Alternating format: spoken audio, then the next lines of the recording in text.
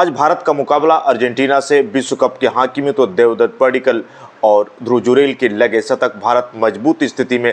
करण शर्मा ने भी ले लिया संन्यास। आज हमारी चर्चा होगी खेलों पर। नमस्कार दोस्तों, मैं आप सभी का सुशील तिवारी। पहले हम दो टेस्ट मैचेस की बात करते हैं, जहां पर WTC के नज़रिए से भारत को ये सीरीज जीतना बहुत ही जरूरी था 2-0 से क्लीन स्वीप करने के लिए। अगर भारत श्रीलंका से ये सीरीज जीतता है तो हम 3 साल बाद किसी विदेशी सरजमी पर यह फतह करेंगे। कोलंबो में ये मुकाबला है, जहां पर भारत एक मजबूत स्थिति में है। आज उत्तर प्रदेश से बिलोंग करने वाले ध्रुव जुरैल का शतक लगा। देवदत्त पडिक्कल ने कल ही शतक लगा दिया था और भारत एक मजबूत स्थिति में है। 503 रन 9 विकेट के नुकसान पे बनाने के बाद भारतीय कप्तान शुभमन गिल ने पारी घोषित कर दी।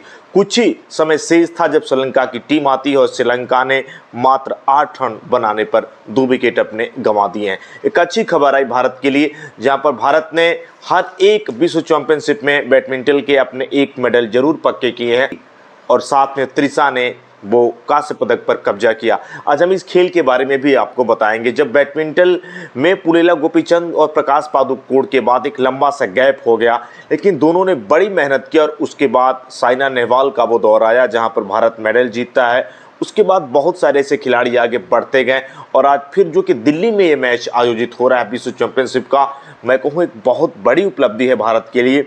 वहाँ पर आज विश्व बैडमिंटन चैंपियनशिप में हमारे शटलरों ने एक पदक जरूर पक्का किया। जिनसे उम्मीद थी वो तो पदक जीत नहीं पाए, लेकिन आने वाले ये कल की करवट थी जहां पर मलेशिया और चीन और सिंगापुर जैसे खिलाड़ियों के सामने भारत का दमदार प्रदर्शन था। और साथ में अगर हम बात करें तो महिला जुगल का जो मुकाबला था, जहां पर लंबे समय के बाद आलोचकों का जवाब दिया इस महिला जुगल की टीम ने और चीन के साथ वो मुकाबला था। चीन की वो गैर वरीय जोड़ी है, विश्व चैंपियन जोड़ी थी, लेकिन उस जोड़ी ने यह भी बताया कि जब आप अपनी लीड खा लेते हैं और वहां से 2 अंकों से पिछड़ते हैं तो वापसी कैसे करते हैं। एक चैंपियन की तरह चीन की टीम खेली, लेकिन जहां पर एक बेहतरीन प्रदर्शन किया त्रिशा और गायत्री ने, और उन्होंने कहा कि हमने जवाब दिया आलोचकों को और इससे बेहतर भी हम करने की बेहतरीन उम्मीद करेंगे। अब हम आते हैं वैभव प्रदर्शन पर। जहां पर दिलीप ट्रॉफी हो रही है वहां पर वैभव सूर्यवंशी का बल्ला खामोश रहा। लोगों को उम्मीद जरूर थी, लेकिन स्लिप में उन्होंने अपना विकेट दे दिया। आते हैं हम एंडमैन की हैट्रिक हुई, जहां पर मोहन बगान के साथ मुकाबला था, जहां मोहन बगान को 4 और 1 से वो हार झेलनी पड़ी। कोलकाता में ये मुकाबला था जहां पर एंडमैन की हैट्रिक के बाद ईस्ट बंगाल 17वीं बार चैंपियन बना।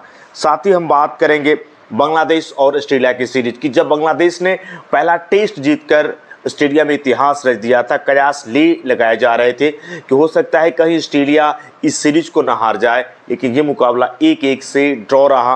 यहाँ पर सबसे बड़ी भूमिका रही उसी खिलाड़ी की मिचेल स्टार्क।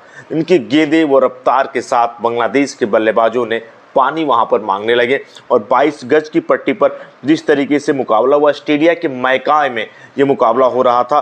1-1 पर ये सीरीज बराबर हुआ। मिचेल स्टार्क ने 10 विकेट लिए इस टेस्ट में और अपनी कहर बरपाते हुए गेंदों के सामने। साथ ही टेस्ट क्रिकेट का चौथा सबसे छोटा ये मुकाबला था, जहां पर बांग्लादेश की टीम हार गई। 2 दिनों में मात्र 750 गेंदें डाली गई और ऑस्ट्रेलिया ने इस मुकाबले को आसानी से जीत लिया।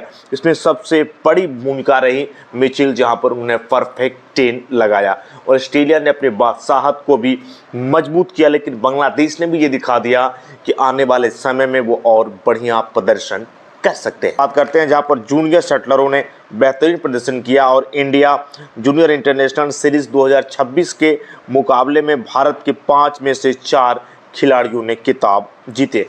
एक और उपलब्धि थी जब भारत ऑस्ट्रेलिया खेलने के लिए गया था और आर अश्विन के स्थान पर करण शर्मा को वहां डेब्यू करने का मौका मिला था और कयास ये लगाए जा रहे थे कि लंबे रेस का घोड़ा होंगे, कि वहीं पर एक टेस्ट इन्होंने खेला और इन्होंने संन्यास का ऐलान कर दिया। अगर हम करण की बात करें तो मूल रूप से उत्तर प्रदेश के रहने वाले हैं। 38 साल की उम्र में इन्होंने संन्यास लिया, इंटरनेशनल क्रिकेट को अलविदा कहा। IPL में करण को आप देखते थे, 2020 लीग में ये खेलते हैं। यूपी के T20 लीग में इन्होंने मैचेस खेले। IPL में बहुत सारी टीमों का ये हिस्सा है, जिनमें चेन्नई और मुंबई, हैदराबाद जैसी टीमों के साथ ये जुड़े रहे। 2014 में इन्होंने टेस्ट में पदार्पण करने का एक बार मौका मिला था। 2 वनडे और 1 T20 करण शर्मा ने अपने कैरियर में खेले। और खेल की खबरों में अगर हम आपको बताएं तो शतरंज में प्रज्ञानंदा जीत के करीब पहुंचने से चूके। भारत का एक ऐसा ग्रैंड मास्टर जहां पर बड़ी उपलब्धि है भारत के लिए और आगे ये और अच्छा करेंगे। खेल की खबरों के लिए आप हमारे साथ बने रहिए। जय हिंद।